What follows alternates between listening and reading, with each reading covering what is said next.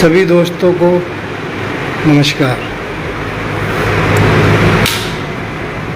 अभी अभी दिलीप पांडे जी ने कुछ समय पहले एक ट्वीट किया है कि क्राइम ब्रांच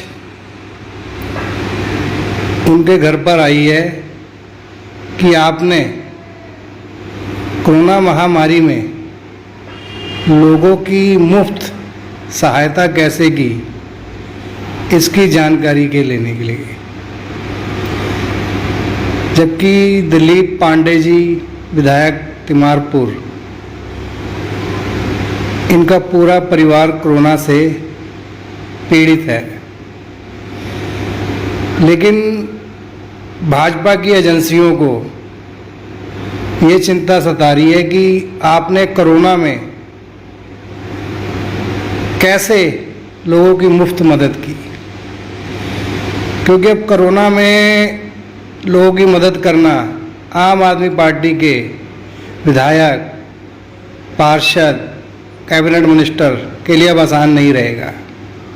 क्योंकि आप जब भी कोरोना महामारी से किसी की मदद करेंगे तो ये केंद्र सरकार की एजेंसियां आपको परेशान करेंगी। आपने देखा होगा पप्पू यादव ने जब प्रताप रूडी के मामले में 30 एम्बुलेंस कबाड़ खाने में खड़ी थी, उसका खुलासा किया, तो इस खुलासे के चलते वो आज जेल में है। आज पूरा दिन उनको थाने में बिठाकर रखा लॉकडाउन के उल्लंघन के मामले के चक्कर में, लेकिन फाइनली फिर कोई 32 साल पुराना केस निकालकर उनको जेल भेज दिया गया। सरकार कुछ नहीं कर पा रही है सिवाय जुमलेबाजी की। आप कोरोना में लोगों की मदद करें, लेकिन ये ध्यान रखें, अगर आप आम आदमी पार्टी से जुड़े हुए हैं तो आप भाजपा के टारगेट पर हैं। कोई भाजपा के लोगों को जैसे ही पता लगता है कि आप मुफ्त में किसी की मदद कर रहे हैं तो इनको हजम नहीं होता है। मुझे तो कुछ ऐसा लगता है कि बीजेपी सरकार देश में जनसंख्या कम करने पर काम कर रही है, इसलिए उन्होंने लोगों को मरने के लिए छोड़ दिया है। ये लोग कुछ नहीं करेंगे जब कोरोना की चेतावनियां इनको पहले ही मिल चुकी थी कि दूसरी लहर आएगी। इसके बावजूद ये बंगाल में रैलियां करते रहे। लोग ऑक्सीजन से मर रहे हैं। हाई कोर्ट और सुप्रीम कोर्ट से लगातार केंद्र सरकार को लताड़ लग रही है, लेकिन ये इतने ढीठ हैं, इनको कोई फर्क नहीं पड़ रहा है। ये सुबह कोर्ट में कुछ कहते हैं और घर जाकर कुछ और जाते हैं, बदल जाते हैं। फकीर जी का हमारे एक महल बन रहा है। जिस वक्त लोगों को हॉस्पिटल और ऑक्सीजन की जरूरत है, उनको ये चिंता हो रही है कि मेरा महल जल्द से जल्द बन जाए। इनके लिए सबसे जरूरी जो चीज है वो इनका महल है। कोर्ट में भी अर्जियां लग रही हैं, कोर्ट भी क्या करे, कितनी सुनवाई करे? क्या सरकार कोर्ट ही चलाएगी? मीडिया पे मेरे हिसाब से अब देश को भरोसा नहीं करना चाहिए। सिर्फ एनडीटीवी चैनल अगर आप देखते हैं तो थोड़ा उसमें पूरा सच दिखाया जाता है। बाकी मीडिया चैनल आपको ऐसी खबरें दिखाएंगे कि या तो आप टीवी बंद कर देंगे या आप टीवी देखेंगे नहीं। देश का चौथा स्तंभ भी भाजपा के जूतों में भर भर कर पानी पी रहा है। सिर्फ एक एनडीटीवी चैनल ऐसा है जो जूते भिगो भिगो कर इन चाटुकार मीडिया के मुंह पर मार रहा है। तो इससे ऐसा लगता है कि देश अब बचने वाला नहीं है। केंद्र सरकार ने हाथ खड़े कर दिए हैं, अपना इलाज खुद कर लो। इनका टारगेट सिर्फ वही राज्य हैं जहां पे इनकी सरकार नहीं है। आप देखें आज गोवा में ऑक्सीजन लीक होने से 26 लोग मर गए, लेकिन आपको ये खबर मीडिया में कहीं नहीं मिलेगी।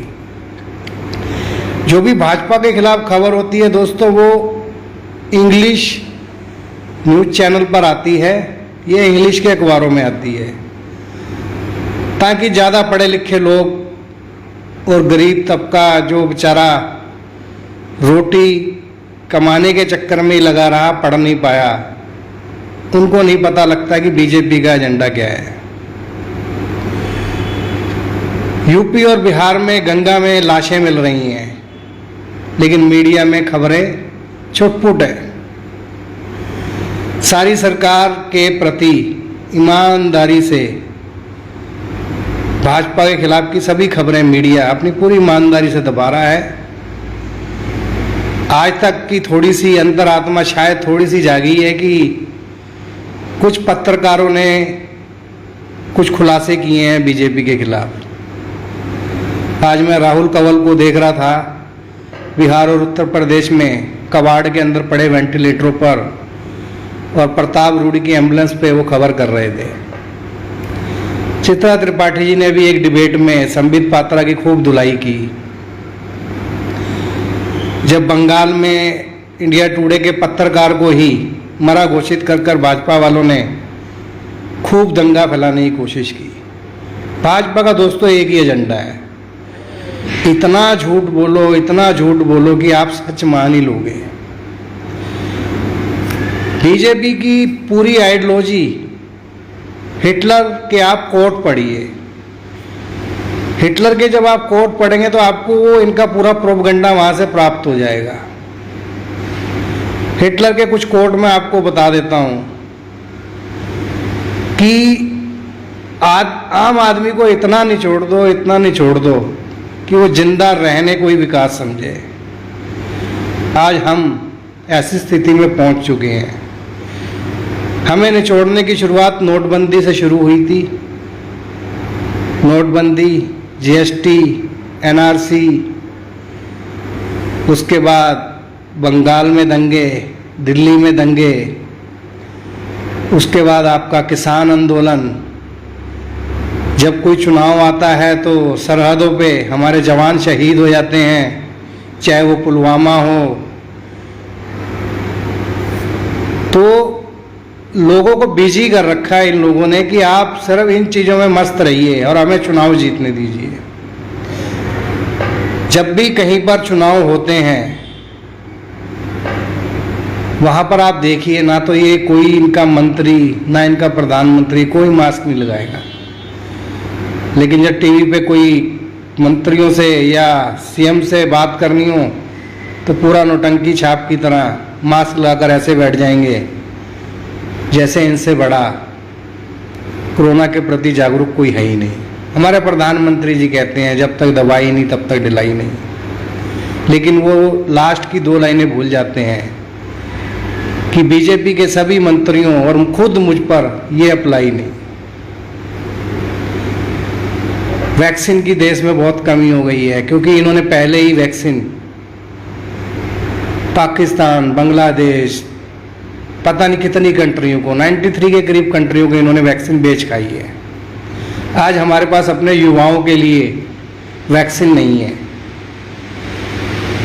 आज मनीष सिसोदिया जी की प्रेस कॉन्फ्रेंस सुनने के बाद पता लगा कि अब इन्होंने कह दिया जी आप लोग खुद वैक्सीन खरीदिए, हमारे पास वैक्सीन नहीं है। वैक्सीन होगी कहाँ से दोस्तों? वैक्सीन तो पहले ही बेच दी गई है। अपनी इमेज चमकाने के लिए देश के युवाओं को दांव पे लगा दिया है मोदी सरकार ने। आज भाजपा के प्रदेश अध्यक्ष दिल्ली आदेश गुप्ता जी ने एक ट्वीट किया है जिसमें उन्होंने चेतावनी दी है। उन्होंने चेतावनी दी है तीसरी लहर शायद एमसीडी इलेक्शन के आसपास आ जाएगी। मतलब भाजपा जो है एमसीडी इलेक्शन कोरोना की तीसरी लहर में जीतने का प्लान बना चुकी है। इनके कई नेता दबी जुबान में ये बात कह चुके हैं। तो आप ये तय मानिए कि दिल्ली में जब एमसीडी इलेक्शन होगा और जब पंजाब में इलेक्शन होगा तो तीसरी लहर बड़े जोर शोर से आएगी। यानी दोस्तों अभी तबाही रुकी नहीं है, शुरू हुई है। हाई कोर्ट ने भी कहा है ये नरसंहार है, इसके जिम्मेदार केंद्र सरकार है। इनकी लापरवाही से आज हजारों हजार लोग मर रहे हैं, डेली के 3 से 4 हजार लोग मर रहे हैं दोस्तों। हम में से हर किसी ने कोई ना कोई अपना करीबी दोस्त रिश्तेदार खोया है। शमशान घाट में जाओ ना दोस्तों, बहुत बुरा हाल है। मैं तो परसों होकर आया हूँ शमशान घाट में, आंखें जो हैं आपकी नम हो जाएंगी। छोटे छोटे बच्चे जिनके माँ बाप का साया उनके सर से उठ गया है, उनको ये नहीं पता है दाह संस्कार होता कैसे है। वो शमशान घाट में खड़े हैं दोस्तों, वो पूछ रहे हैं कि हमारे पिताजी नहीं रहे, हमारी माताजी नहीं रही, हमें नहीं मालूम है कि दाह संस्कार कैसे होता है।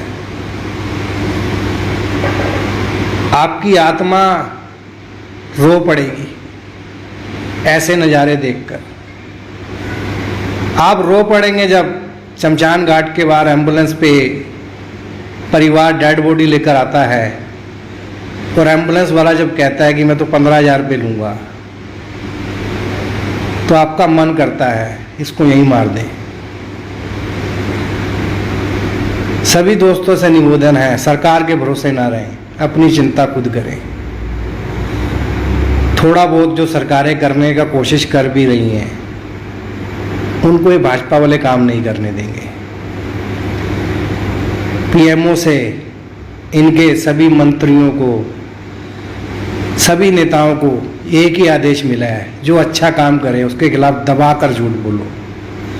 ये सुबह झूठ बोलते हैं, मीडिया उसको पूरा दिन फैलाता है, वो बातें लोगों के दिमाग में बैठ जाती हैं। जब तक कोर्ट से या कहीं से उन सरकार को राहत मिलती है तब तक वो झूठ फैल चुका होता है। झूठ फैलाने में भाजपा बहुत माहिर है दोस्तों।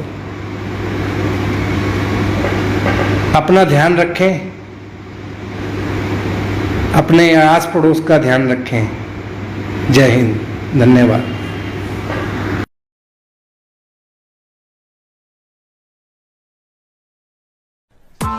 Press the bell icon on the YouTube app and never miss another update.